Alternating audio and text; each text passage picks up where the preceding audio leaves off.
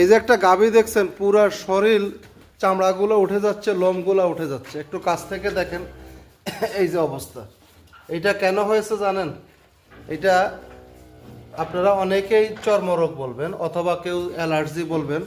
হ্যাঁ, এখন এই চর্মরোগ এবং অ্যালার্জিটা কেন হলো? এই চর্মরোগ এবং অ্যালার্জিটা হয়েছে একমাত্র পুষ্টিহীনতার কারণে। এই যে দেখেন, তার প্রতিটা হাড় দেখা যাচ্ছে, দেখছেন? প্রতিটা হাড় দেখা যাচ্ছে, দেখেন কি অবস্থা। এই চর্মরোগটা এবং এই অ্যালার্জিজনিত রোগটা হয়েছে পুষ্টিজনিত কারণে। অর্থাৎ এই গরু যতটুক দানাদার পাওয়ার উপযোগী, কাঁচা ঘাস পাওয়ার উপযোগী, সেই পরিমাণে পাচ্ছে না।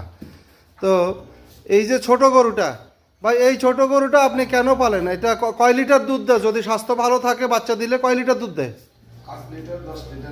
8 থেকে 10 লিটার দুধ দেয়, অথচ এটা সাইজ হচ্ছে বাংলা গরুর মতো। 8 থেকে 10 লিটার।